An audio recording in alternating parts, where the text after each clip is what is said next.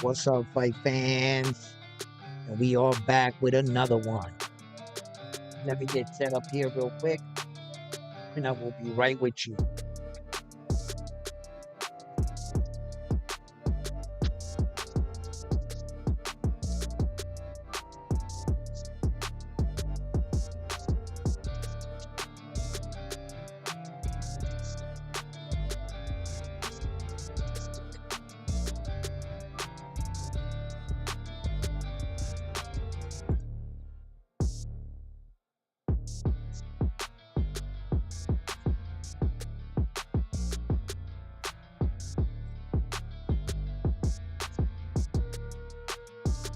All right, let me know that you can hear me loud and clear out there.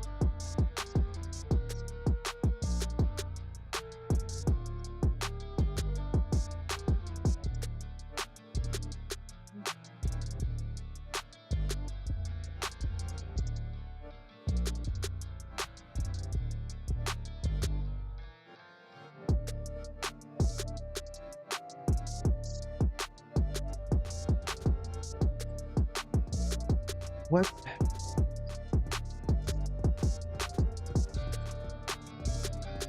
Can y'all hear me? Oh, hear me? Hear me? Appears it so.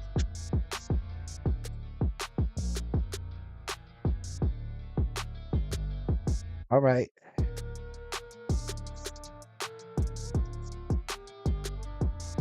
So we got a lot to talk about. We got a lot to talk about here tonight. How y'all doing? Where do all fights start? Round one.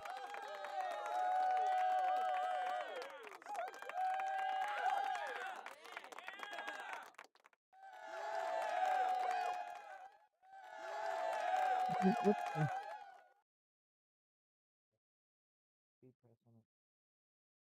Right, what would I have to do here? Oh, in order to see you guys' chat. All right. So let me. What's up, Frontline? How you doing? Loud and clear. Thank you. All right. So let's get this started. Ah, so we have a lot to talk about, guys. Um, right now, you know, we have some of the biggest debates here with Shakur Stevenson situation and Tank Davis situation. Where it is. What does this all mean? We're gonna break down a lot of that.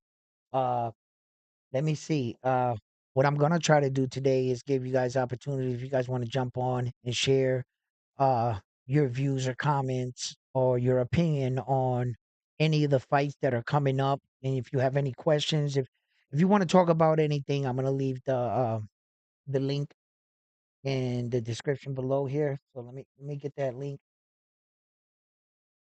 and feel free to if you want to come in. So okay. Uh let's see here. Here. Let me okay. Right here. Okay. All right, there it is. Good.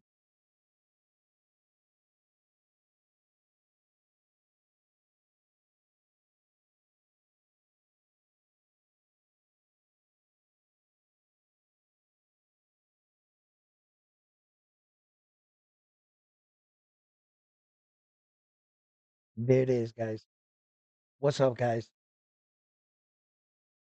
Yeah, so like I was saying, there's a lot to uncover here with the Tank and of course Stevenson saga and how we're not getting the Joe Cordine fight with Shakur Stevenson. He's been removed from the card, which I was surprised that he was fighting on an undercard. I was completely shocked on that. I was convinced that he had a whole separate card in there. I didn't even want to look. I didn't even think I had to look into that. How are you going to go from main eventing to go on someone's undercard. You're going backward. You would be going backward, or you would have to be getting paid an substantial amount of money, right? So when I reported that, I thought that they were on different cards and like his management and shit. I was like, yo, why would he do that? Come to find out, they on the same card. I was like, huh? Yo, that took me by surprise. But anyway, now that the fight's off the table and he released the picture, and you're looking at the picture, and I was saying to myself, I thought that he injured his left hand. And in the picture, it was showing his right hand. And then the thing that sometimes you could take a picture and the picture could be backwards, right? So that's what I thought. I thought that the picture was backwards. But and then when you look at the picture, he has his sleeve pulled up. The tattoos on his right arm are those tattoos that are showing. So the picture is correct. So it's actually his right hand. So his left hand is the one that he had the surgery against Edwin De Los Santos. So it seems like Shakur Stevenson seems to be coming again into this little problem with his hands. And I think he's been trying to keep it a secret for a long time. He might have like what Floyd Mayweather had called brittle hands, where that he might be able to punch hard, but he punches hard too hard for his hands. And his hands can no longer, you know, uh, take the punches. They're gonna break. Or maybe he didn't have brittle hands, but throughout the years of avoiding injuries, like we talked about this several times, and him just not getting his hands repaired or not be having the luxury to have the money in the early part of your careers, a lot of times you injured your hands, they kind of like you wrapped your hand better and it felt better, probably irritated you for a long time, but some of these injuries probably piled up to Shakur Stevenson, and now he's suffering now. This part in his career, his hands are letting him down because he had surgery not too long ago on one, and now he's having surgery on the other one. Which this one they're saying it's a middle finger torn ligament. That's what I'm being told. That it's a torn ligament in his finger. So it's not, they're trying to stay away from the fact that it has anything to do with his knuckles or where we typically get what we call a boxer's fracture. It's where you fracture this part of your hand. Like 90% of the boxers are going to get that throughout their career. Especially early in their career when you're first starting to learn how to hit a bag, you're going to twist your hand. You got to really wrap your hands until you get your hand conditioned to hit the bag, and your hand and your everything starts to work at one. At any given time, even the pros, you could hit the bag wrong and you'll tweak something. You could pull your back, you pull a rib, a muscle, a shoulder. You hit if the bag. Sometimes you're in rhythm and the bag swing. You didn't anticipate it and it came in much faster and bah, you hit the bag wrong. It happens all the time. So I'm not gonna say that Shakur Stevenson faked an injury to get out of this fight or what have you. You know, because if you think about it that way, like Shakur Stevenson didn't want to fight Joe Cordine or something, right? That's another paycheck away from you and activity. You think Shakur Stevenson just gonna give up that? That's basically free money according to you guys. Because according to you guys, he should wipe this guy down. That's money in the bank then. Why would I pass up on money in the bank and keeping myself active? The potential of giving a good knockout and giving in the good graces with my fans. Why would I pass up on that? So the notion that Shakur backed out of this fight or passed up on the fight because he didn't like the opponent or didn't what have you. No, he was already on somebody's card. Somebody else was headlining the card, main event type shit. So that wasn't on you. The ticket sales, the night wasn't on you at this point. That was a free ride for Shakur. So this notion that a lot of people are coming on and saying, whatever they're saying about Shakur Stevenson or whatever explanation they're giving, I don't think he's backing out the fight. I don't think he's not taking the fight because, for whatever reason. I think he's truly injured, you know?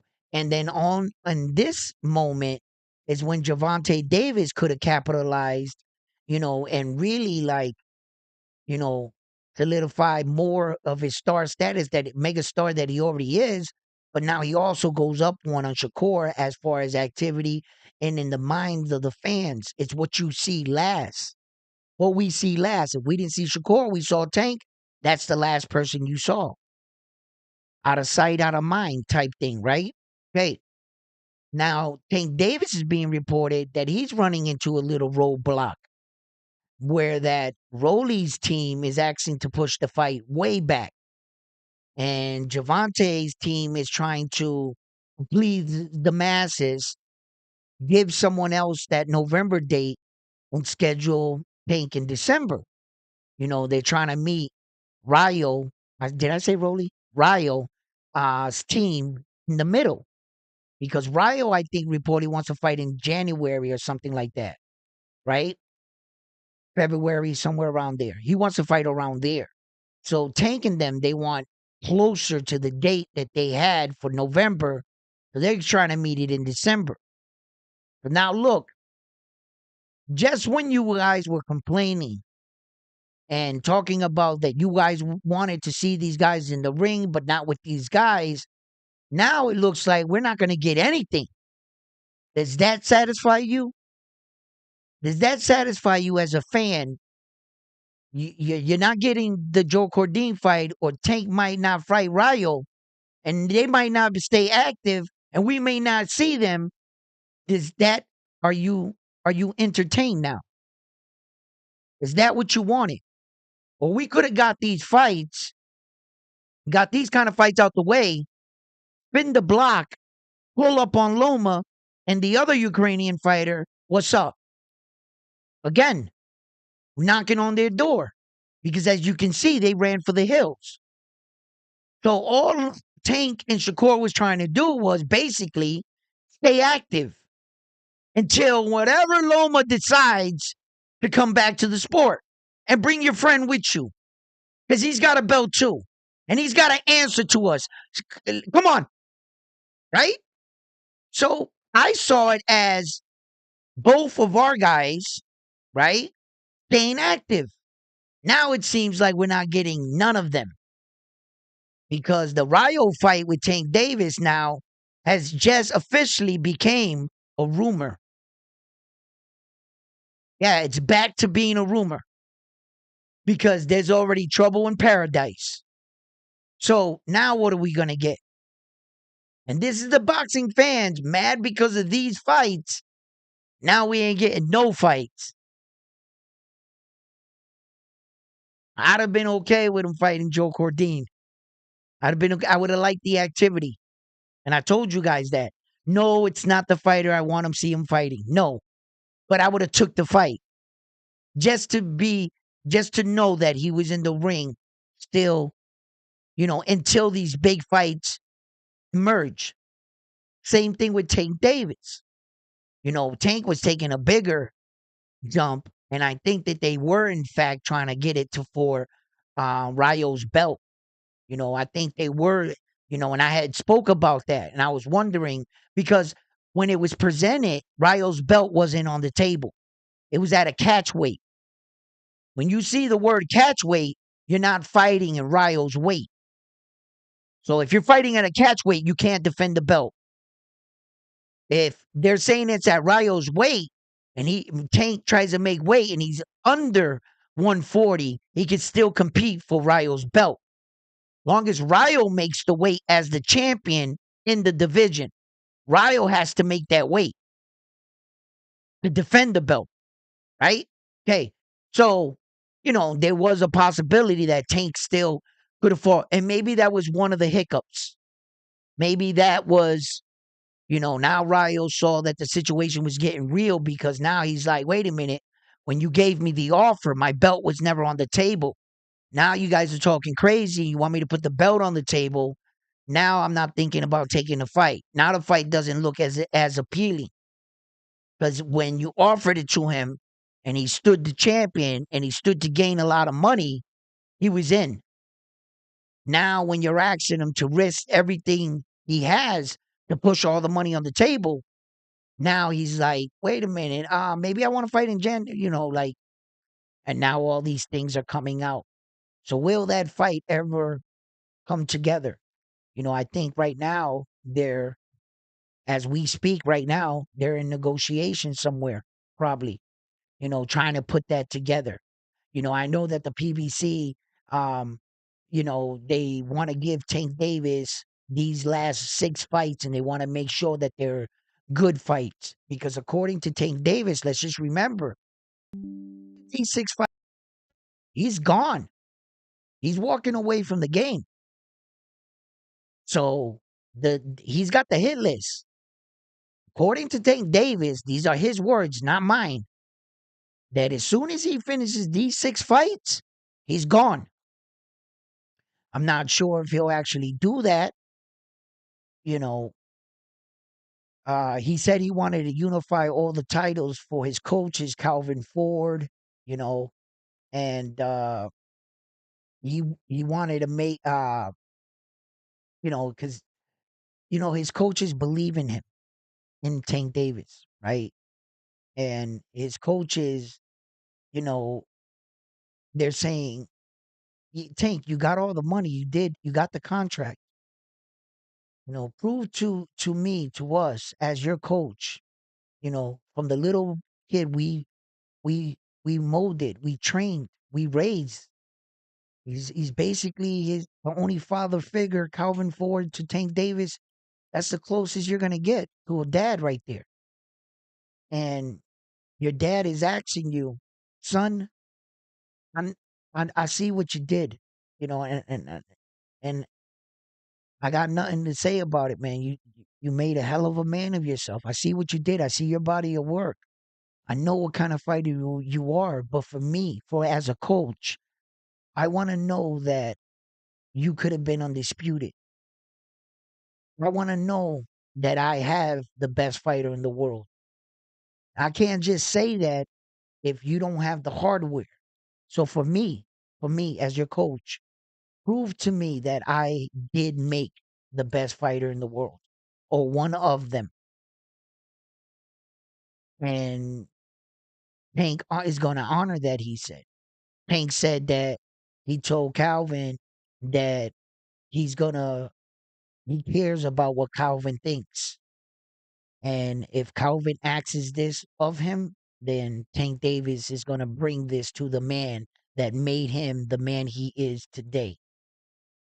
Is that too much to ask for from your pupil when you know he has the ability to do this? And so I believe when Tank Davis says he's going to try to unify all these belts, but everything doesn't go according as planned. And sometimes you have these kind of situations. But I don't think that Tank, you know, um, I don't think he has complete control. As a man, I can offer you something, right?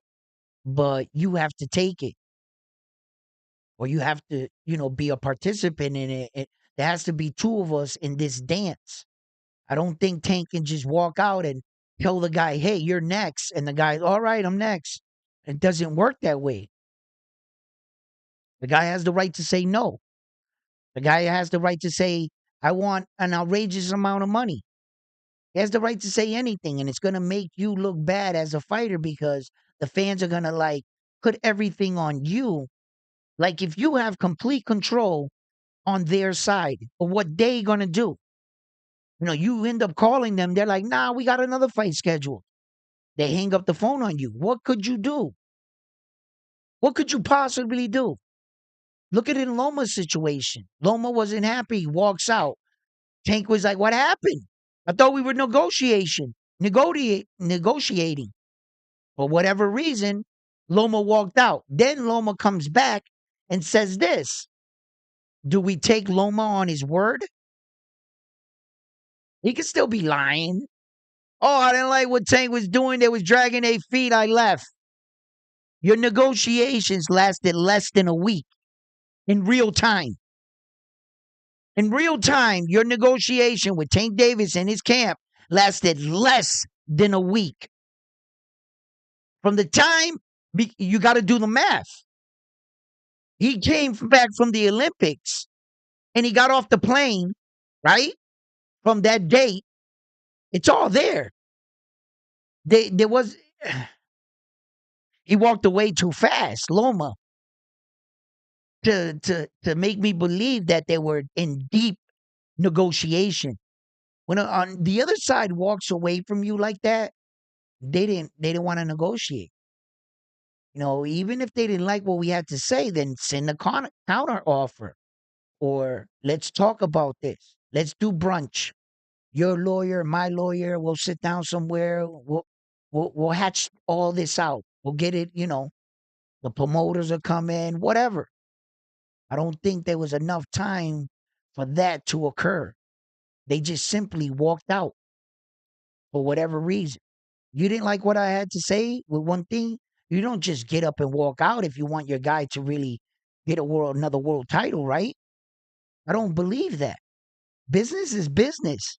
I've been chewed out before. I've been yelled at. I've been screamed at before. You think I get that personal? No, the next day I walk up to you, smile, unless you made it personal, unless you cross that line. But I can have an argument with you or get chewed out. I cool. Wake up the next day. How you doing, man? That's it. It's not. I don't hold resentment towards every argument that I've been in. There's levels to arguments, right? And if we didn't cross no lines in our argument, then we cool. We cool. We just argue. That's all. I understand that. But walking away from money on the table, the kind of money you can make with Vasili's name and Tank Davis's name, Vasily still sells. That's a great dancing partner for you as in marketing. Oh, that fight would have sold, and it would have sold big. It would have did well on pay per view. Vasily and Tank, oh yeah, those two little demons for sure that would have came out. Okay, let me check these the room here. What's up, guys? What's up, Armando? In the bill. Don't forget to drop those likes. Hold up. I forgot to even check to see if anybody was in the room. I just kept going.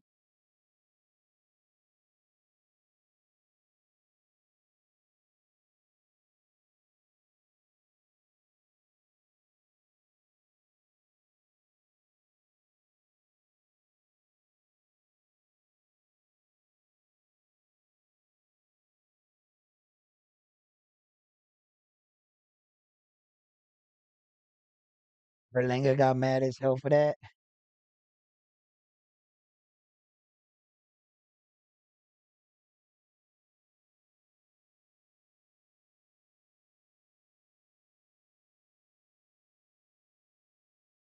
Frontline, you jump on and talk shit. Hold on. Okay, wait a minute. Right. Uh,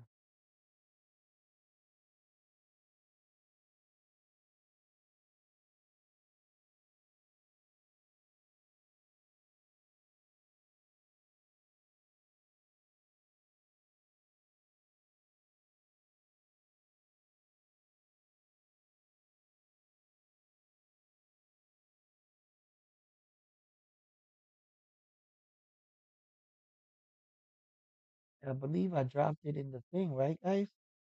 You know what? Uh, let me copy this again.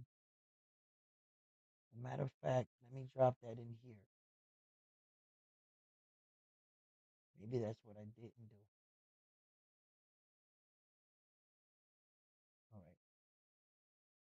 All right. I just dropped the restream link in the other thing. I don't know if you guys seen it in that one.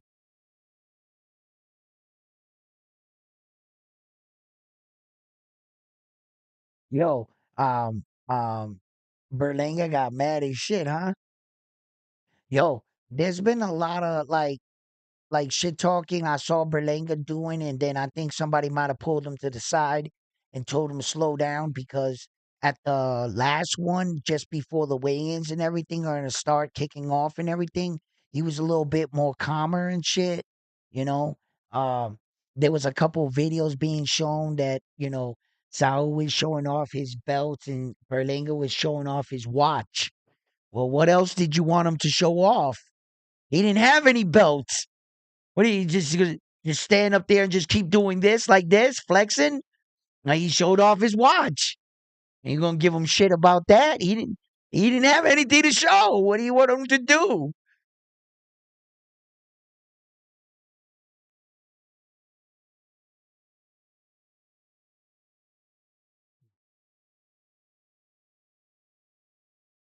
All right, hold on. All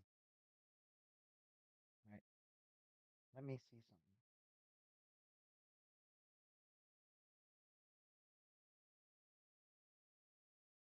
something. Oh, okay, okay.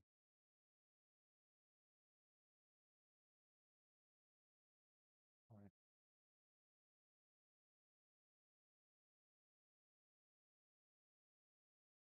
Don't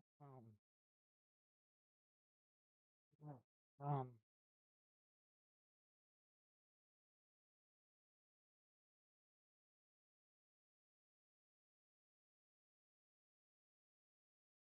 it's not letting you click it?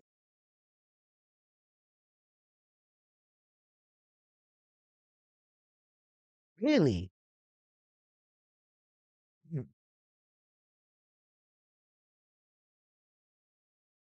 This,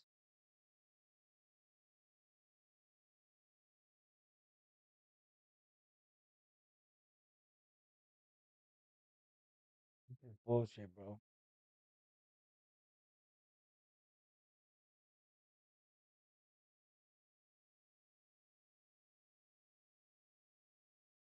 Hmm.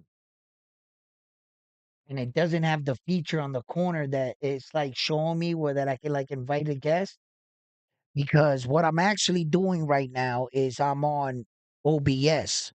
I'm using Restream as my software to broadcast, right? I could broadcast on OBS, but it's a pain in the ass to invite a guest. And I wanted somebody to come on today, we can kick it or whatever. So I chose to use the Restream, right?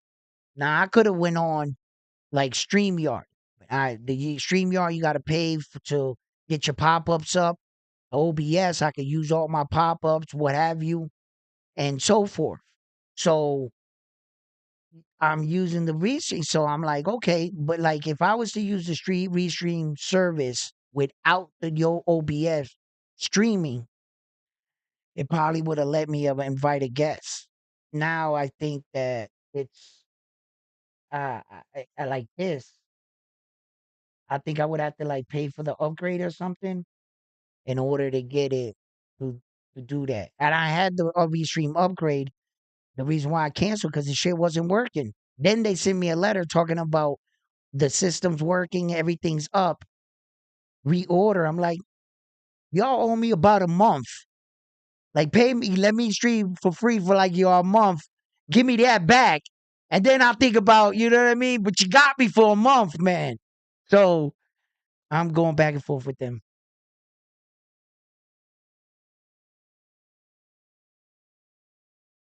All right, Frontline.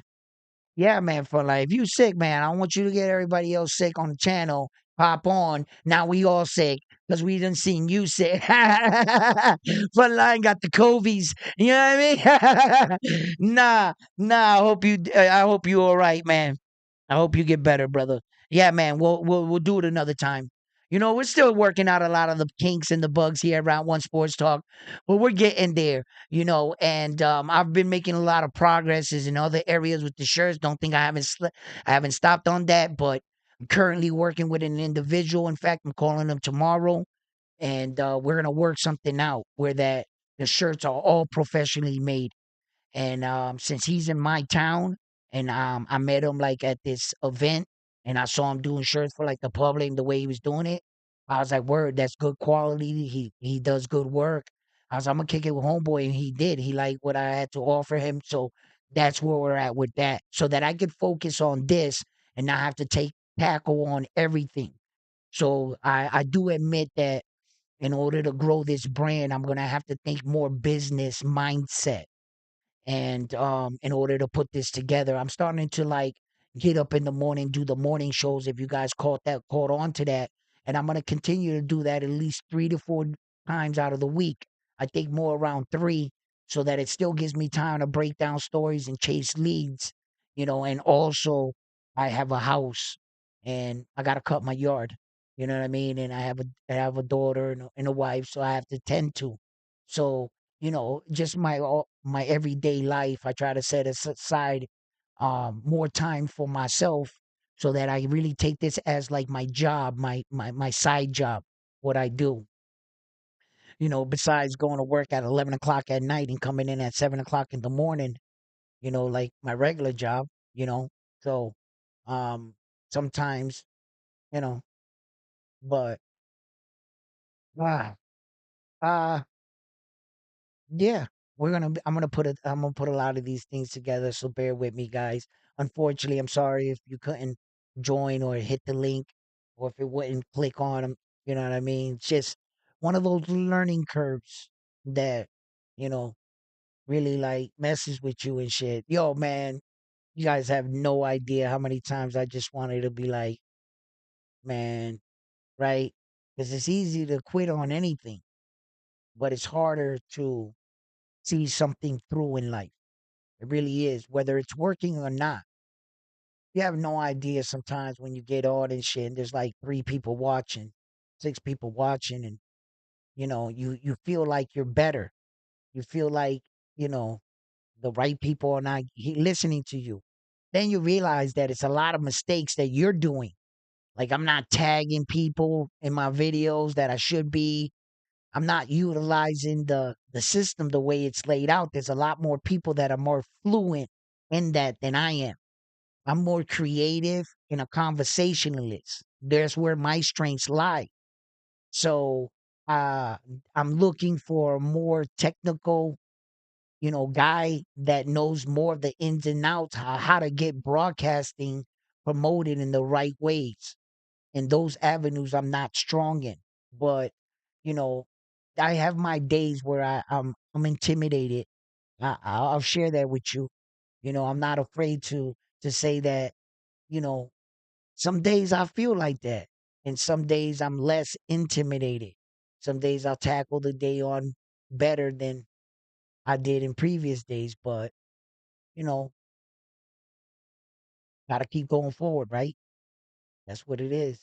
So, we're talking about these fights, guys, and you guys know that I'm excited. Van was getting on me today. Daddy, you're bright and early. Did somebody say fight? Did you say fight? Yeah, where's the fight? I want to see the fight. Yeah, like I'm a fight junkie. Like, is your aunt fighting your uncle? Where that? I'm coming by. Yo, like, listen, you know, hold up, fellas, hold up.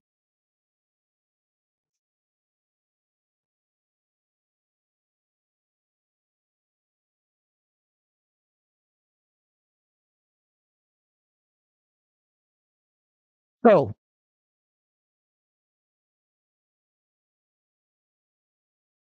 let me ask you guys a question, right?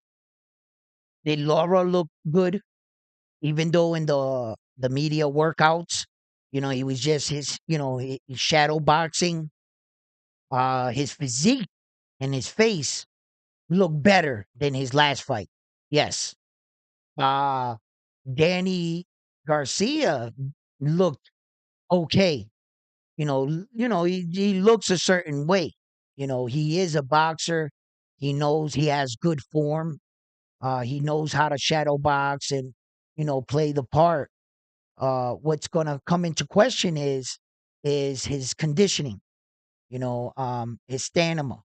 Is he going to be able to sustain it? Now, I think that Laura has a mile attack. at this point in his career. His attack is mild in the sense of the amount of punches, but make no mistake, his attack is going to be strong.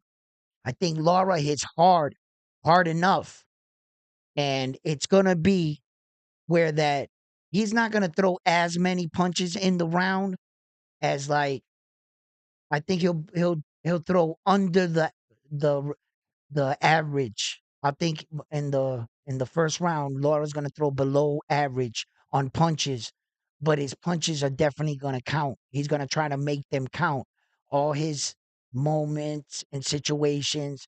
Laura has a lot of boxing experience, so when he gets close enough, he's gonna try to capitalize on those moments at times. Um, but I don't think he's gonna be like the type of fighter that's going to throw a four-piece combination, Laura. I don't see that happening. So it's either just going to be like 1-1-2, occasionally 1-3. Like it's I don't see a big output from him. But Danny is almost the same, but he's been like that by nature. Like that's his MO. Danny's a slow starter as as it is. So I believe that fight was gonna start picking up towards the fourth round. That's when that fight is gonna really start to pick up. The fight with Laura. I believe that's when the fight's gonna break out. Right around the fourth, sixth round. That's when it should break out. Then we'll see. Laura's gas tank has been in question too. You know, uh, he is getting old, but he did look good. I did. I didn't really take away that he looked as depleted, and these are days away from the fight. So they're on a schedule at this point. They should be making a certain weight limit from that time out so that they don't have to cut so much weight on the day of weigh-in, right? So, you're typically on a schedule all the way up to there. So this media workout, he's got to be like 6 pounds or so, maybe less, away from hitting his mark. He didn't look really drained. None of the fighters did. Danny, in fact, looked heavy as hell. And I guess for him moving up to the 160, that in fact, it kind of benefits him. He's going to be fully hydrated. He's not going to have to cut a lot of weight for this fight, maybe a few pounds. He's basically fighting in his walk around weight right now. It's just up to see if his performance holds up, Danny's.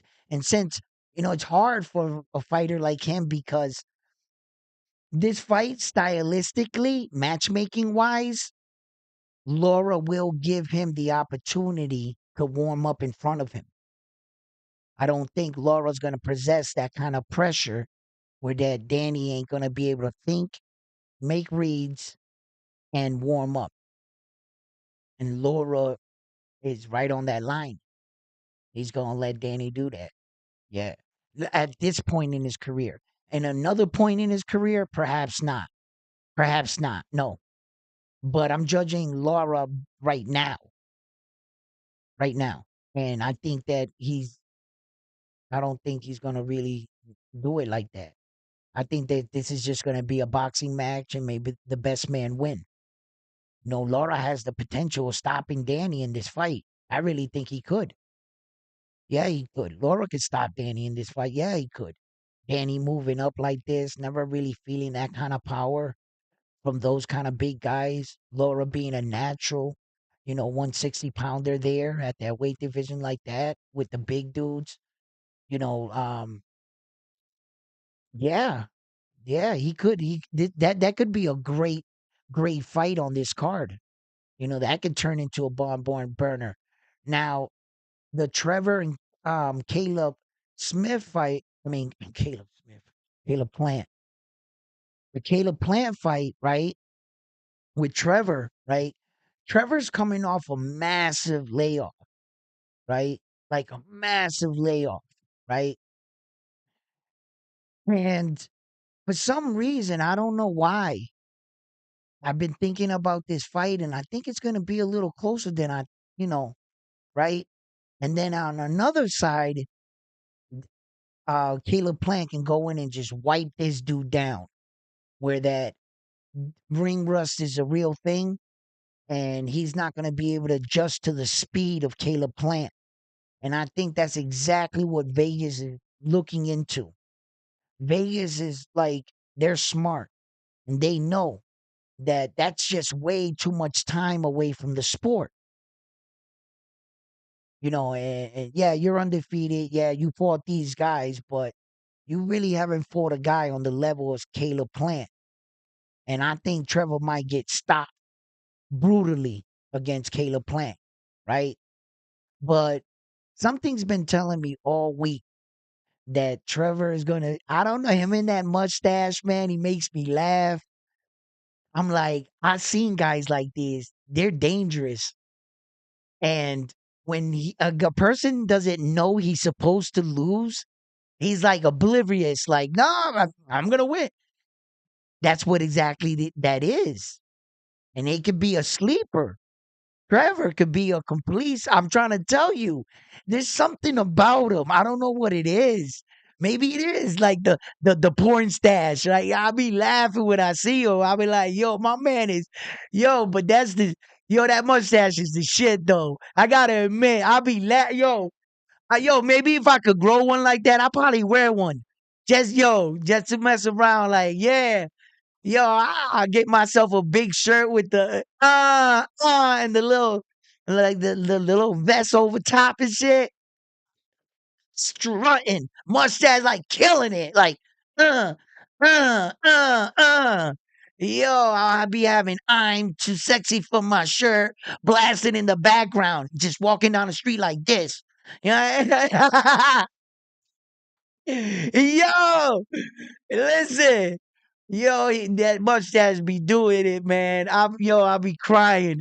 But you gotta, only certain men can pull that off.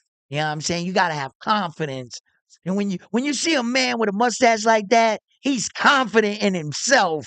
All right, that mustache says, "What America?" The mustache says, "Fuck yeah!" Yo, that shit is crazy. Ah, and like, I don't know. You know, the logical thing can also happen, which is Caleb Plant makes short work of this guy coming off this massive, layoff, thinking he's gonna come back and fight a fighter such as Caleb Plant. That's a mistake, you know. But some things, just like I said, this is boxing. I have the right to say that, right? It doesn't make me wrong or right. It's just an opinion. It's an opinion. That's all. You know, um, my prediction in the fight is that Caleb Plant should stop him. Yes. My real assessment in boxing, yes. Caleb Plant is gonna stop him. He should beat this guy, um, and he should beat him rarely, convincingly, from what I think. you know. But I like to talk about some hypotheticals sometime. It makes it interesting, doesn't it? Right? And my man, yo, he's just an interesting cat. So, you know what I'm saying? I'll be like, yo, come on, Trevor, let's see what you got, baby. But the odds are ridiculous. They're still holding up. And like I told you guys, the odds are going to change as we get closer to the fight. And look, they changed, right? So, yeah, absolutely.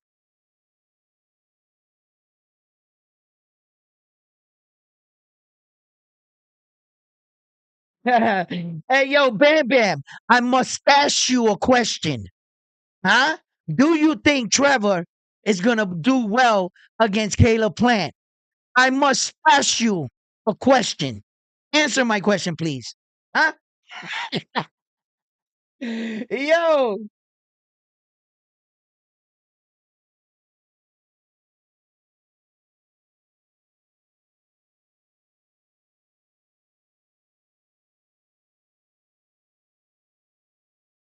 Yeah, that's true. I never seen Danny out of shape like that.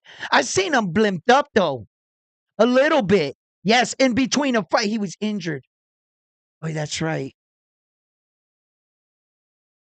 Yeah, he was injured during that time when that video. Okay. Well, I mean, I saw him his fat in a previous few years back. Um, who did he fight? Was it in the Arrow fight? Just before that? Just before the Arrow fight, I think he came back to fight Arrow, in fact, and he was blimped up during that time, and that was like the only time I saw him a little out of shape. But Danny Garcia, like for the most part, he's a gym rat. He like him and his dad, if they don't got to fight, they're in the gym helping out other guys. He's one of those kind of guys for sure. Danny. He like if you want to have a conversation with him, you're gonna have to go to the gym because that's where he's gonna be. Oh yeah, I don't know. I know all about Danny. Oh yeah, I know all about him and his dad, just like my dad. Unboxing nutbags.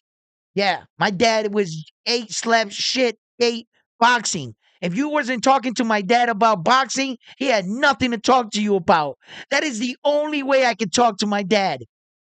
Boxing. I had to start up the conversation with boxing, then tell him about my day or something. But I got to introduce boxing. Hey, Dad, remember when Camacho did this? Oh, yeah, we got. Listen, man, that was a great moment. And then I say, hey, Dad, well, and then I'll kick it to what I want to talk about. But that's the only way I can get into the conversation. You know what I mean? Freaking, those are like real gym rat dudes that for no reason on their day off, they're going to the gym. I'm not coming to the gym today. I'm tired of you guys. And he shows up. That's his life. That's their lives. Like that's all they look forward to. They complain, they talk shit.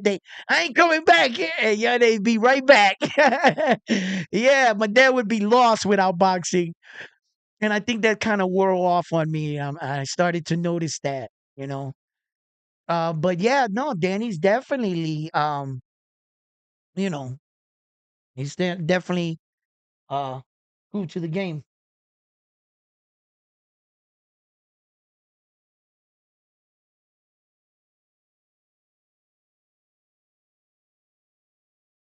Nah, the reason why you never heard of Trevor, he took a 4-year layoff, bam.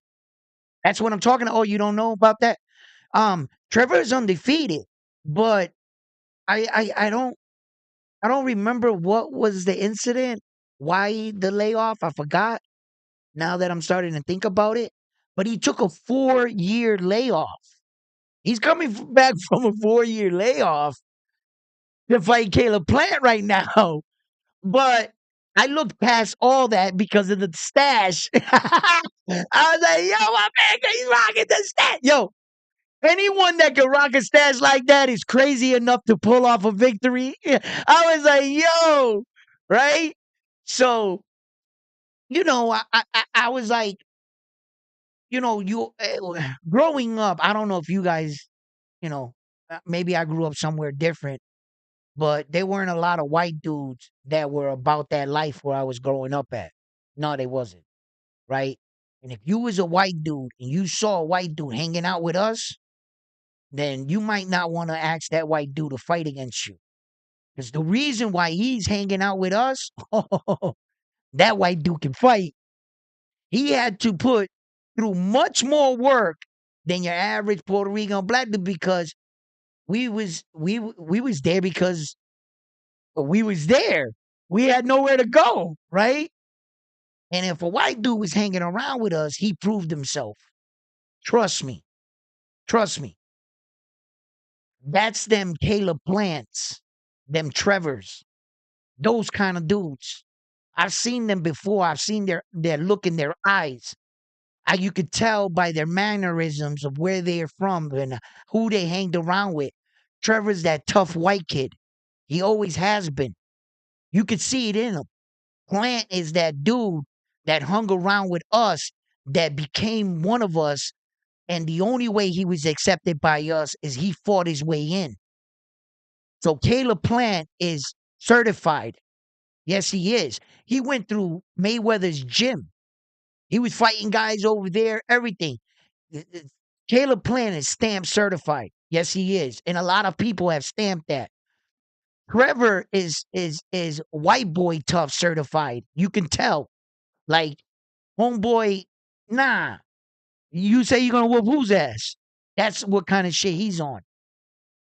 I you could see it. You could see it. So I knew right away that homeboy's will and heart, Trevor, if he had all the skills and his timing was right, yo, he'd fight Caleb Plant to fucking to the death, I bet. You could see it in his eyes, but I'm not sure if he has the skills, the cardio, and his timing and everything off an extensive layoff like that. Is he gonna be able to compete against a fighter such as Caleb Plant? Caleb Plant technically should wipe this dude out. I'm just suggesting, on hypothetical, and I'm throwing something towards the fight because we talked about this. Shouldn't we give both sides credit? Shouldn't we boost up both fighters to make the fight interesting rather than hating on Trevor and his mustache, right? And then when Caleb Plant beats him, they're gonna say he beat a bum. Why? Because even you reporting it said that, but not here at Round One Sports, where all fighters can get their just dues too. And I'm gonna bring an interesting scenario.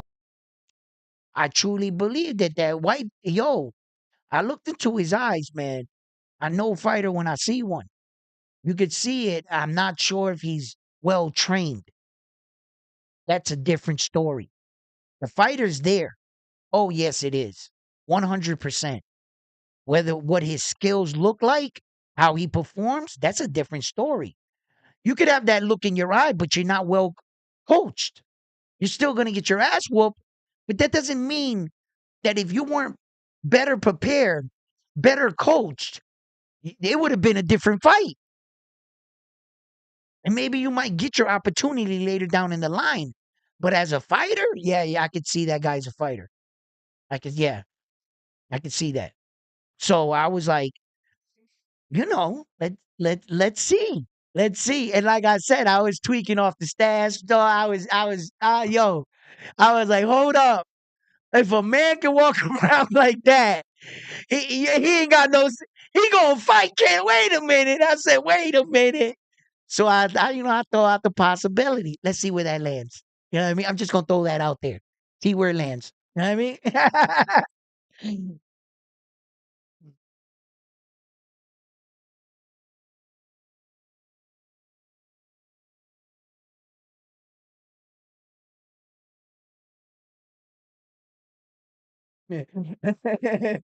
Yeah, he does. He does. That you ever see Sonic the Hedgehog, the bad guy with the big mustache? He looked like he gonna pull up in a mechanical thing. You know what I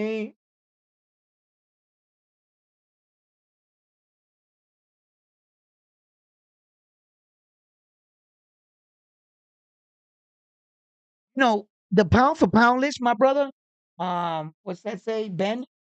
The pound for pound list. I know that it's gotten a little out of hand, and with each pound for pound list, people seem to change the rules through the course of the years. They have lowered the bar in order to get their favorite fighter on the list because the bar was set at one time pretty high.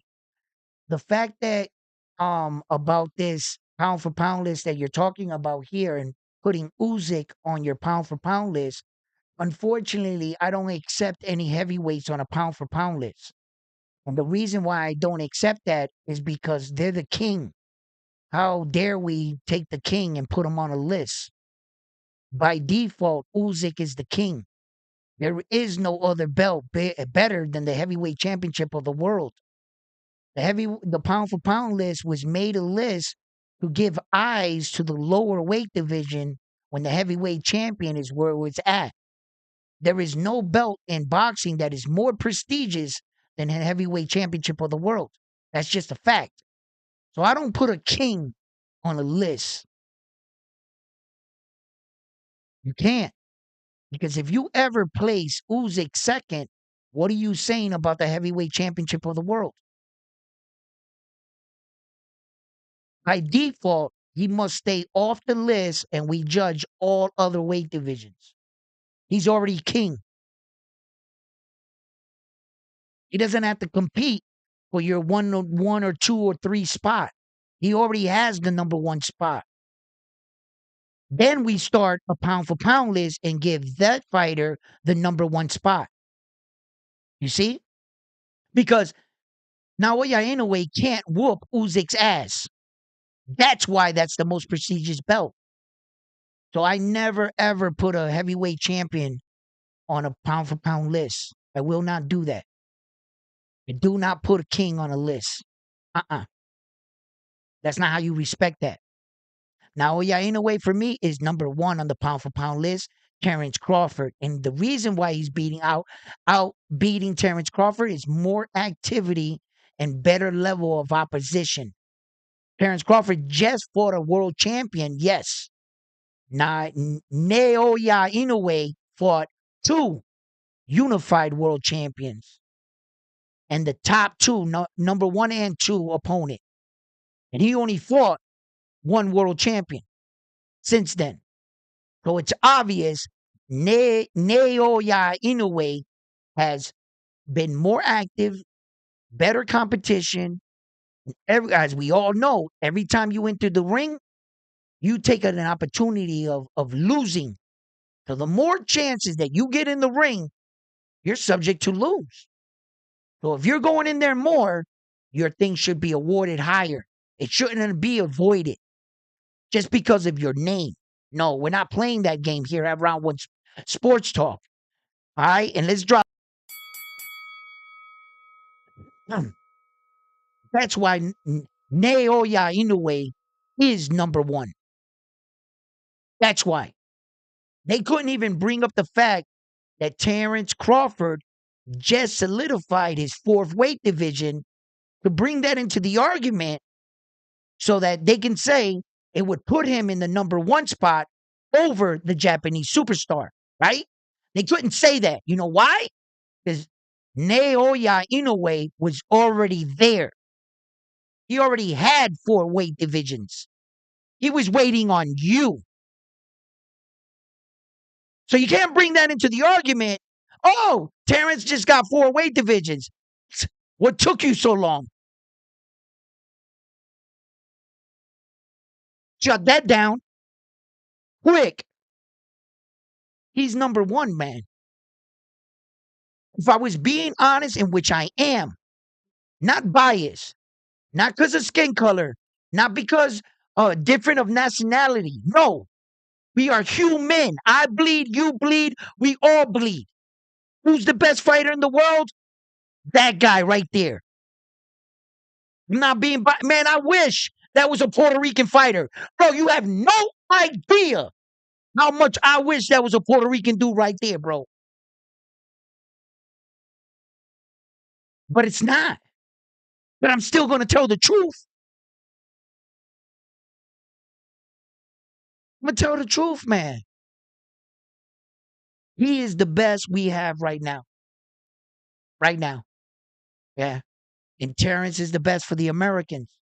But there are also amazing other fighters. Like I preach this. The boxing Bible does not say, thou shalt pick just one fighter. Thou shalt only favor one fighter.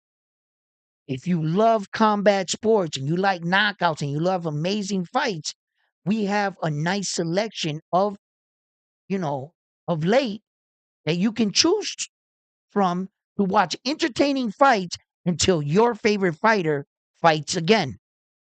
That way, boxing is not out of sight, out of mind. And you're waiting for your guy to get back in the ring. Well, we have some fights for you lined up. September 14th, Saul Canelo Alvarez is going to be entering the ring with Edgar Berlanga. Is this the fight we wanted? No, but is this the fight we're going to get? Yes. Let's get behind this fight. This is boxing. This is why we watch it, right? Yeah, I'm in agreement with you. Not the fight we wanted. But we got to fight, right? So I'm not going to allow a fan or the comments of someone else to deter me from watching the fights we have today. No. Yeah, your opinion. We all know what it is. Yeah, this is not the fight we wanted. Still going to have to watch that. Still going to have to watch it. Right? And hopefully there's fireworks. There's a scenario in this fight where Berlanga gets wiped down. Yes, I know that. And I'm aware of that. I'm aware of that. I believe we all are aware of that. But there's hope. There's hope. And there are fans that are hoping and praying that Berlanga pulls up one of the biggest upsets in boxing we've witnessed in quite some time. There has been some big upsets. Robertson and Espinoza, we talked about that. There's been some big upsets this year. And my motto from the beginning of this year, kicking off, was be prepared to see fighter lose. Was it not? From the beginning of this boxing year, if you've been here on my channel, you know what our be prepared to see your favorite fighter lose. Are we about to see Canelo Alvarez taste defeat? It could happen. It could happen. There are a lot of other fights on this card. Stephen Kubo Fulton, in fact, is going to be fighting on this card, and I would like to see how he looks after suffering his first defeat in the hands of Naoya Inoue, the monster. We haven't seen him in the ring since then. He's finally entering the ring. Let's see what happens. I was watching the kid, the Mexican kid he was fighting against. You know, he's prepared to shock the world. You see, you always got to remember that there's another person on the other side of the ring. And this is his moment in his world. Yes, this is his Super Bowl.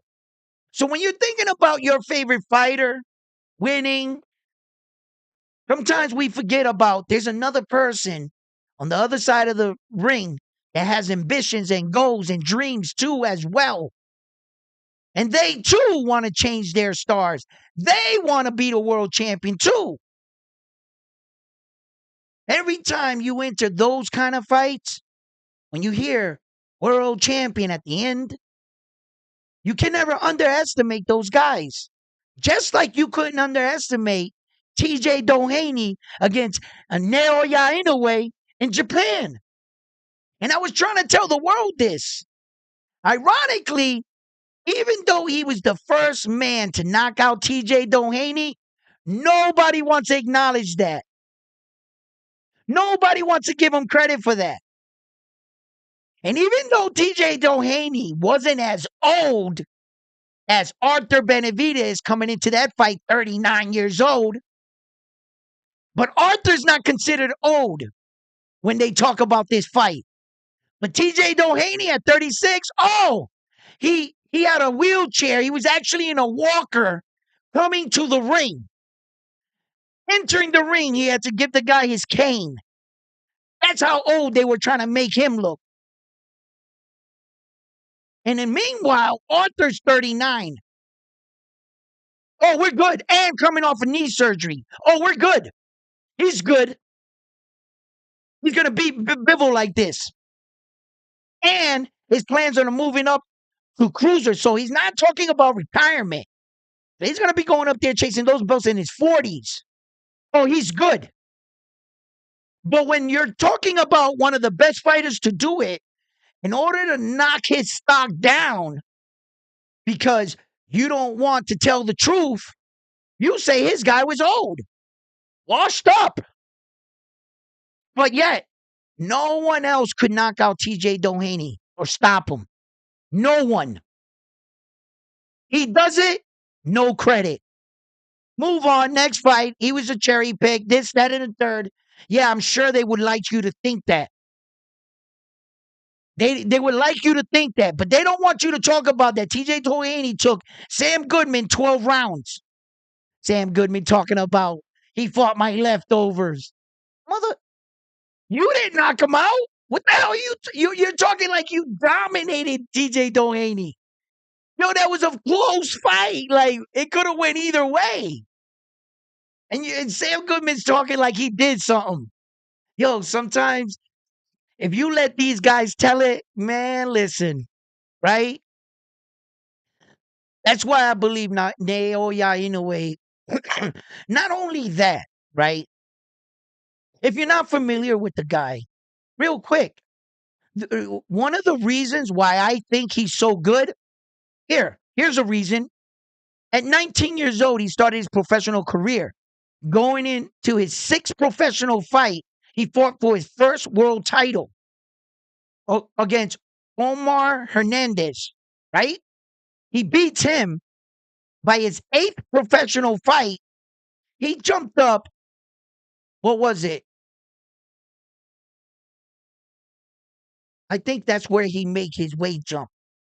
Yeah. He from 108, he jumped up two weight divisions in his eighth professional fight, challenged the champion, knocked him out, and became a two-division world champion. He went up to 115, got that belt, successfully defended it like 7 times. After defending that belt, he moved up to the adjacent weight division with 118, where he fought Jamie McDonald. He went out to his hometown. Jamie McDonald had the belt for 10 years, never been knocked out in his career. Jamie McDonald was undefeated for 10 years, had the belt for 4 years, and never been knocked out. Naoya Inoue went in there and knocked him out in 1 round. Then he takes that belt and he enters in the World Series of Boxing and he cleans out that tournament and he wins the Muhammad Ali Covenant Trophy, which is the first trophy for that division, right? So he has the first now Muhammad Ali trophy. Then he goes on from there, fight the Flash.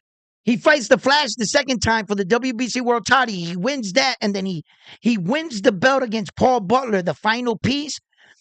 And he became undisputed at 118 by securing all 4 belts. This is where shit gets interesting. This is where shit gets interesting. No sooner that he won all 4 belts, 30 days, man. Yo, this is fucking crazy.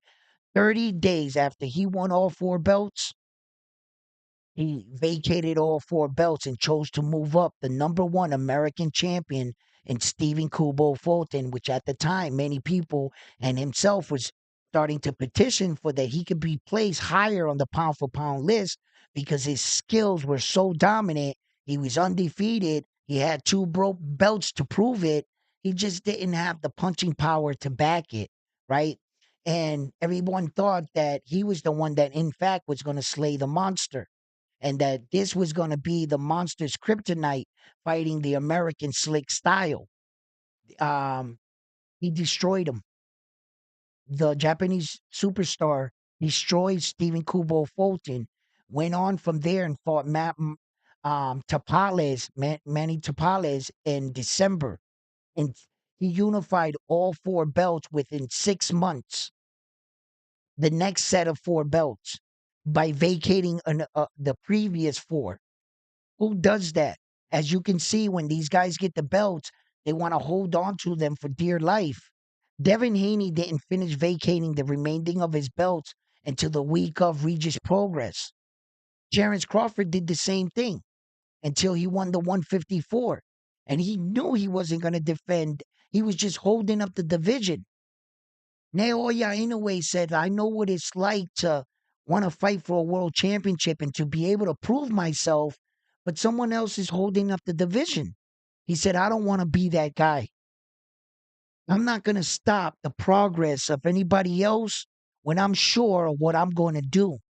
They said, now, yeah, anyway, you don't have to vacate your belts. Use that as a safety net. So if Stephen Kubo Fulton beats you, you still have 4 belts. Now, yeah, Inoue put the pressure on himself. He says, no. You remember that movie where the dude, you know, he had like a little bit of money left. He had his girl with him. He shot his girl in the head. He lit the car on fire with all the money. And the guy said, why'd you do that? He gets, I'm better when I'm hungry, when I don't got nothing. Now, yeah, anyway, put that pressure on himself. There's no looking back. There's only one way, and it's forward. Plan A is to win the fight. Plan B is to enforce plan A. That's it. There was no looking backwards. He knew exactly who he is, a world champion. And if I am who I say I am, I'm going to whoop Stephen Kubo Fulton's ass. And that's exactly what he did. That move he made there, yo, that was legendary shit right there. Dude, no one does that. You just don't vacate your belts and you go, yep, going straight. No, everyone that makes a move first keeps their belts until they do that one. Just in case. There is no just in case for him. There's only win. Yo, man. My man is really doing some big shit, man. I got to give it to him. And I do.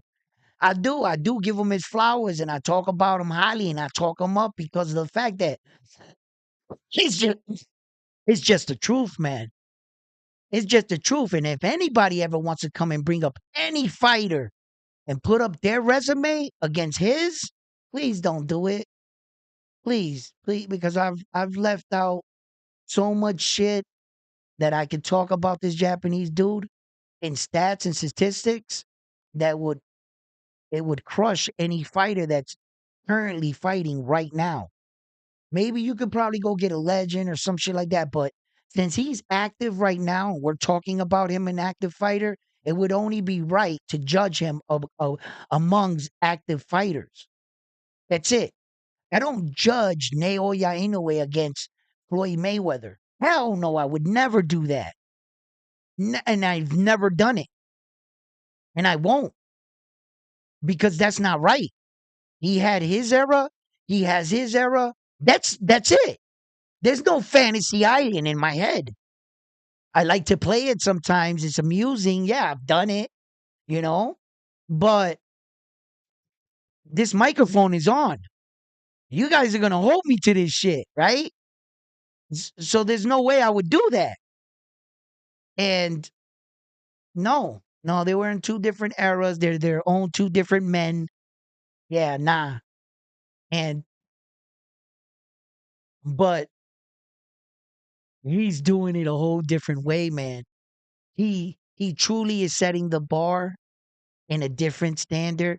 But make no mistake, please make no mistake that the reason why Naoya Inoue from Japan is able to do what he's doing because men like this carried the sport. So show some fucking respect. Okay? He provided the stage for him. And he will provide the stage for the fighters that come. These are the men that kept our sport alive. These are the men that brought eyes to our sport.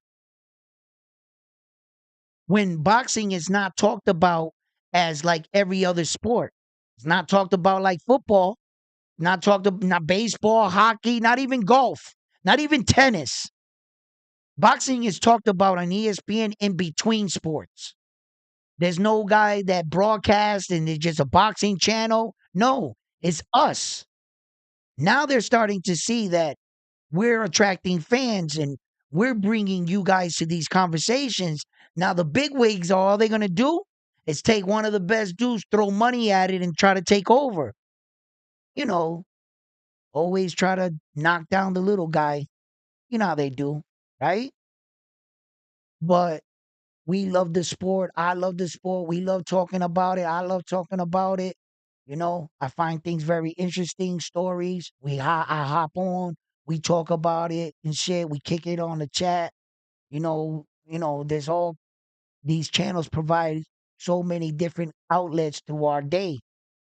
Maybe we don't got shit to do and we get on and we chop it up with everybody else, or come in and join me at Round One Sports Talk and we'll have a blast. But if it wasn't for us, I don't think that boxing would be covered like this. So congratulations to the men and women that do have channels and platforms and stick it out. When these big companies, all they're trying to do is just push us out. They're trying to silence us. They're trying to not let you guys hear what we have to say. And whenever it's convenient for them, they can change the narrative. They won't change it all the time, because then it'll just be apparent. People will start catching on. They're real slick the way they do it. They pick and choose their moments and when to, their next white hope fighter, you know, when to boost up them guys, because that's part of the game. As long as you have a little bit of skills, some of these entities in boxing will make you look above than what you really are. They will. They will, Some people do have that help in boxing, but you got to be good. You have to have some kind of skills in order to pull that off. Yeah. So, but if you're marketable and you happen to have that it factor, that's it. They messing with you. You got that Conor McGregor type factor, that Manny Pacquiao attraction, you'll get whatever you want. They will dress you up amazing. They will dress you up amazing. Yeah, you will.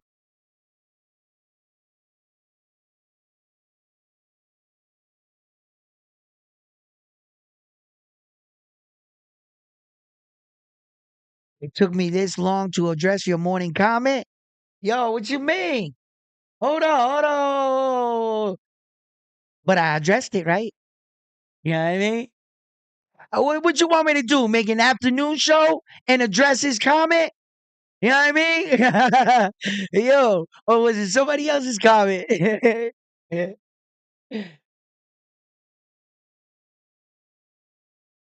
Oh, yeah, he did. He had a bit of smackers throw. Oh, okay. You guys talk about emotion? Okay. Nah, because you see, I'm tired of that shit. The restream be making me a scheduled program. It says the date, the time.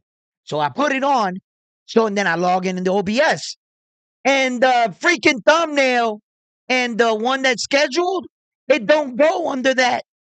It's like sitting there. I got fans and subscribers in the lobby waiting for the show to start, and I'm already live on this one. Yo, that should be pissing me off. That's why I'm not using that. That's exactly me. And I keep falling for it. I keep falling for it, man. I keep thinking, nah, it's gonna work today. It's gonna work. I'm gonna press the button. Everything's gonna link up.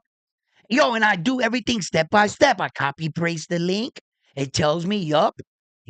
Like I'm checking all my I's and T's to make sure that there's nobody sitting there in the channel like this waiting. Like I saw Armando the other day, and I saw him. It showed me him. Why? And I was so pissed because I don't got like. There's no way for me to be like, yo, Armando, that shit's not popping up. I'm live over here. How long did Armando sit in that freaking thing until, yo, that shit pissed me off, bro. I didn't snap that day because I want to keep it professional, but that shit be pissing me off, man. Because it's like, yo, set your schedule, put the time, blah, blah, blah. I want to give people an opportunity to, be able to, yo, it's just, I don't know what the fuck I'm doing wrong sometimes, man. And that's the frustration of this shit, bro. It is.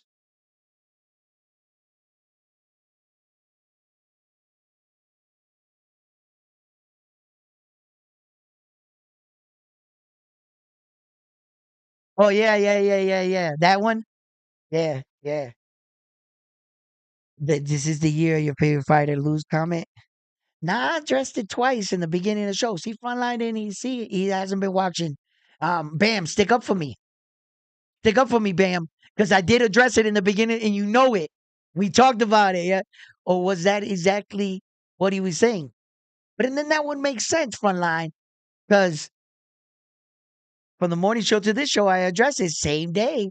I think that's pretty fast. It's faster than the US mail. Shit. You ain't getting none from Prime that fast. Yo, Bam. Yo, what's up?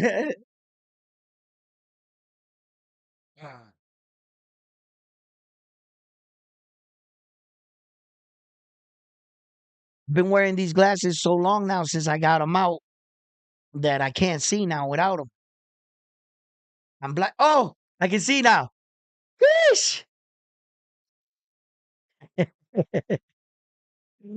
Yo, yo, you was Armando? My bag, man. You see? You see, Armando? I'm glad he's here too.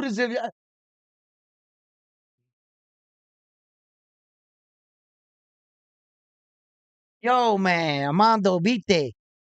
Perdóname, man, see,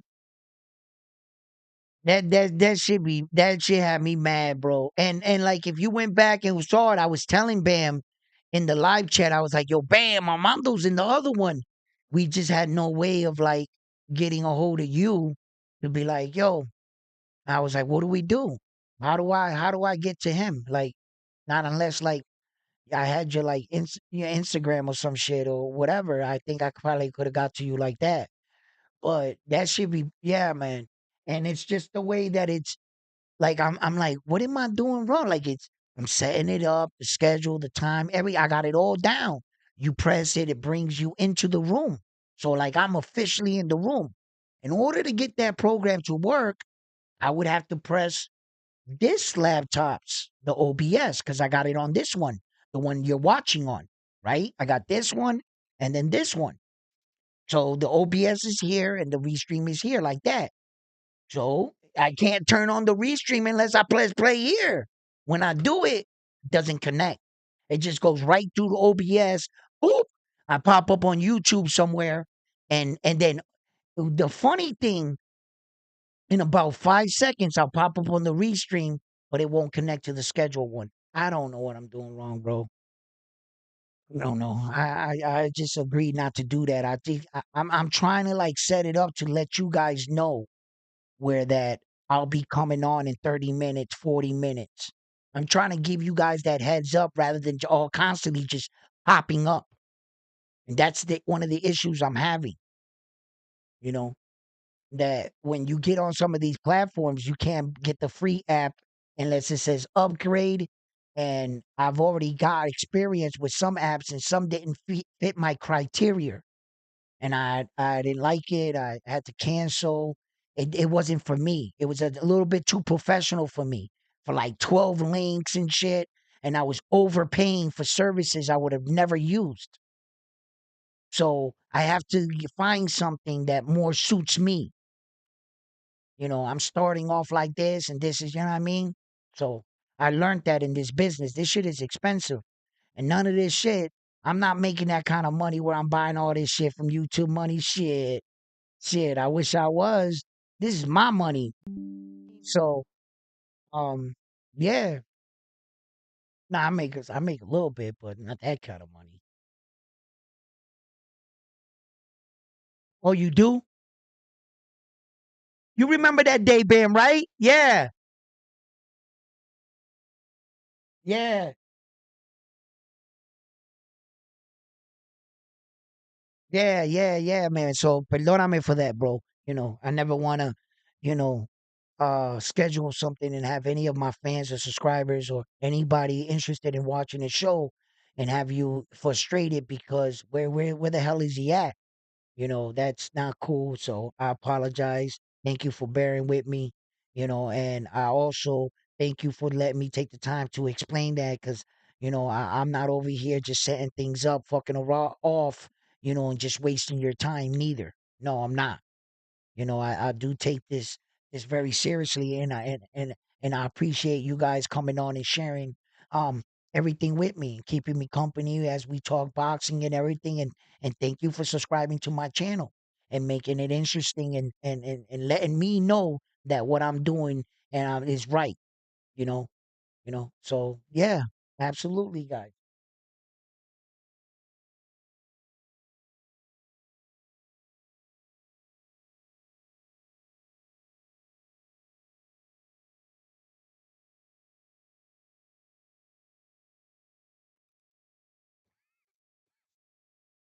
Well, fight fans, listen, we are days out, days out. And I think that the more that we get closer to the fight, I think the fight is, the anticipation of the fight, it's gonna build. I just really do hope that Berlanga goes out here and gives a real good account of himself. I really do. You know, what good is it to pay all that kind of money to watch a fight that is one sided? That you already had an idea that it was gonna be like that. What brings the excitement out of a fight is when we actually get a fight. Isn't that what a fight is all about? When you actually see a fight break out and you see like, yo, those kind of fights, like, you know, there's a lot of men that fought in boxing that in particularly they might have not been the best stylistic fighter in the world, but damn it if they weren't exciting. Damn it if they weren't fan pleasing fighters. Let me tell you something. Arturo Gotti was not the best technical fighter in the world. But let me tell you, when Arturo Gotti fought, oh, I was like this. Because I knew I was going to get a fight. I was at the front of the screen, like, let's check it out. Yo, those kind of guys. You know, um, Payenza, right? Vinny Payenza, he was a wild man. He really couldn't fight like that, right? All steroid up in the steroid days. You could see him. He's like this, right? Payenza, but he was an exciting fighter.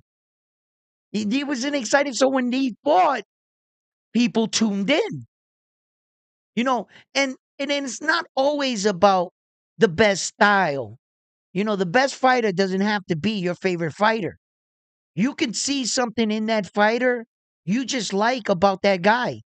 Maybe you were watching him since he was starting his career and you've been rooting for him and you kind of got a connection with that guy. And that's where it stems from. Respect. Maybe you saw him one time and, you know, fell in love with the way that he fights. Respect. That's up to you. I don't want to pick your fighter for whatever you like your fight. You know what I'm saying? So every fighter that you know, you like him for your own personal reasons and what makes him special to you. Why did you, when was it that you started watching your fighter? Do you know? Do you even know? What was the first fight? Ask yourself. And who's your favorite fighter? Are you confused? Do you not have a favorite fighter? Do you have a couple? Who is your favorite top fighter? Let me hear it in the comments. Like, who is he? Do you even know? Then, if you can come away with that, right? Just ask yourself. You won't have to type this, but ask yourself, what was the first fight you saw him fight in? What was it that you liked about him? Anybody want to share a particular story or type down a fight that you liked that was one of your favorite fights? Let me tell you something. One of my best favorite heavyweight fights of all time. None of you guys might know these guys' names. Maybe, I don't know. Mm, Tua, Tua versus what was his name again? The brother he had the stripe. I know his name, man, but right now, like my brain, I've been thinking about it. And this is like my favorite heavyweight fight. So I know this fight. I've watched this fight a million times. Okay, I I uh, I Ike Abuk, Ike Abuya, Abuya. What the hell? Abuya, right? Right. Ike. His name is Ike. I can't. I'm messing up his names. You guys know how I am with names, right? But his name's Ike and Tua. That was probably the best heavyweight fight of all time that I've ever I witnessed. I didn't get to see George Foreman. I saw it on YouTube when George Foreman fought Randy Lau. Like I saw that on YouTube, but I wasn't born during that time. I didn't actually get to see that. But that Tua fight with Ike, that was I ain't never seen two heavyweights go at it like that. Never. I've never seen that. The way they were throwing as big as they were, the style, and that's when I was like, man, these heavyweights are lazy. They're freaking lazy. Because you could see if you were like, but that's not how it works. But that's how my mind was thinking when I was that young, right? I was like, all these heavyweights are fucking lazy. Look at the skills these two dudes had. And I don't even know who they are at the time, right? That was the Mike Tyson era. No, I actually think that was the Razor Ruddock era. No, no, no, no, no. No, no, no, no, no, no, not Razor Ruddock. What am I talking about, bro? Chill out. Uh Riddick Bowe. It was the Riddick Bowe era, I think. During that time, that fight happened. I think Mike Tyson was in jail. Man, I got so many fights in my head, right? But that's probably the best heavyweight fight that I can remember. All right, if you guys never seen that fight, if you don't have no idea what I'm talking about, I suggest you look it up on YouTube, bro. Yo, that fight was crazy, man. I ain't never seen no heavyweight fight like that. Now, elusiveness, as in height, Tyson Fury had his moments, but not against like great competition where that you can solidify him like being the best moving heavyweight. Lennox Lewis was probably one of a great heavyweight. He was a good heavyweight. I don't think he was the best heavyweight of all time, but on paper, he might have a good strong argument on paper. Lennox Lewis. Yes, on paper, yes. Like legitimate type shit, yeah, he might have a strong case. But, it comes to one of those conversations where right place, right time type thing for Lennox Lewis type thing for like a lot of fighters, man. We could say that about anybody. So, he did what he needed to do, right? But I never seen them kind of guys. And even as skilled as Lennox Lewis, it was hard to find another Lennox Lewis to put him in front of him because when he already fought Evander Holyfield, he was like Evander and them. They were already, had they fought a little earlier, few years earlier, maybe Evander was going around with that heart thing. Remember at the time?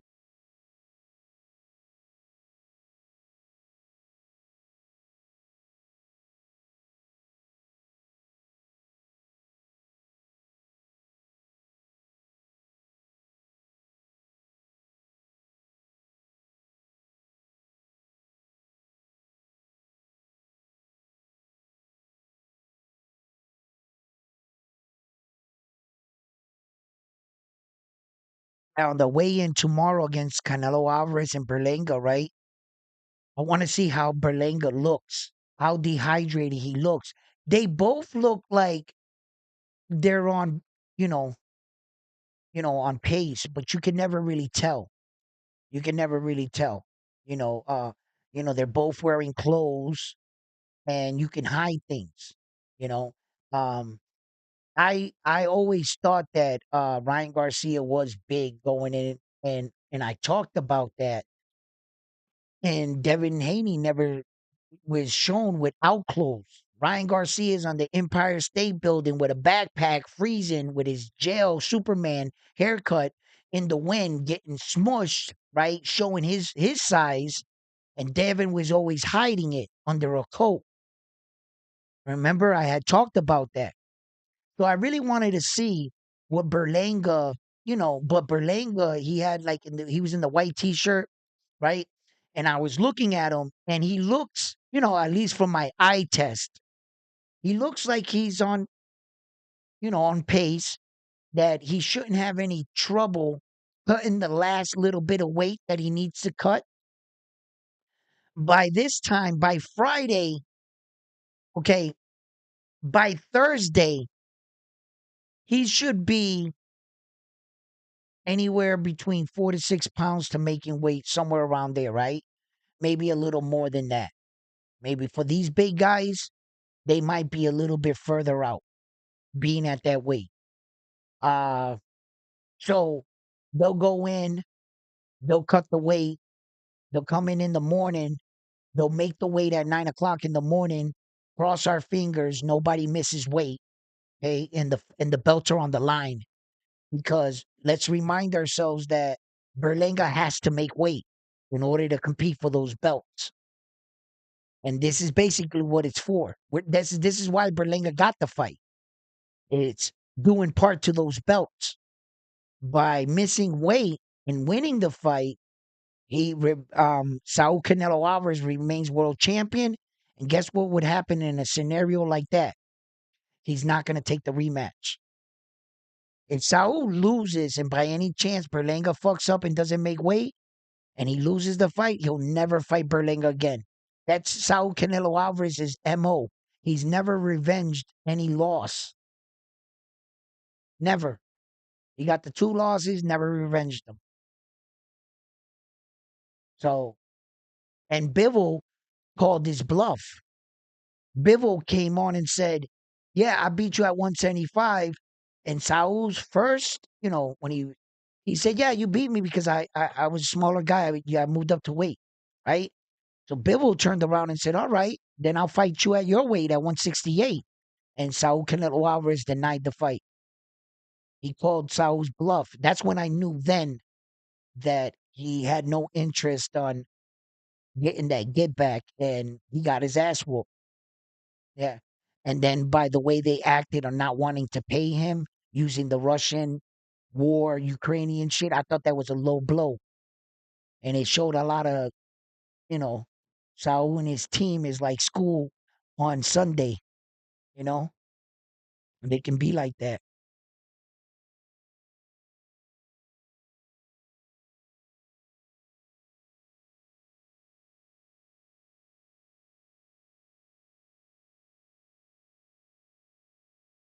Yeah, so like, yeah, these weigh-ins are gonna come in.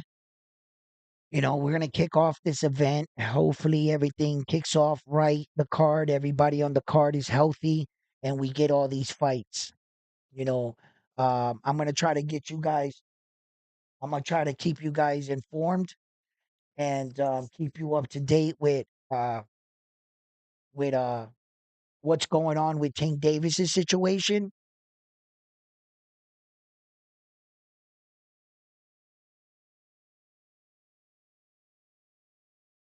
and what's going on with Shakur Stevenson's situation.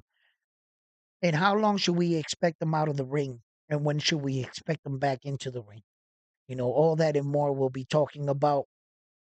I'm still going back tonight to look up more on Naoya Inoue to really find out if this Sam Goodman thing is for real. I've seen this movie before. I've seen him talking tough. He acts like he has a big stick and like he's like, but it doesn't seem like that's what he's doing. And I've seen this before in boxing. So I'm not easily impressed, and I'm not gonna buy every story you tell me. So as Sam Goodman, as most of us, we're from the show me state, and you're gonna have to show me. You're gonna have to show up. So until that happens and I see some contracts being passed out, then I don't believe that the fight's gonna occur. But you never know. Let's see the next move is on Sam Goodman. And Naoya Inoue train is not stopping for no one. He's going to be fighting in December. Either way. So let's find out what his opponent is. And if Simon Goodman doesn't do this and he plays himself, Barrerum, he promised us that Naoya Inoue will be making his ring return in the United States, in Las Vegas in 2025. SoFi fans, look, uh, I believe that we're gonna have an interesting 2025. There's a lot of upcoming fighters, and we're gonna have some good, young, talented prospects start to turn into contenders, real contenders like Boo Boo Shusu Carrington, Camille Moulton, Andy Cruz.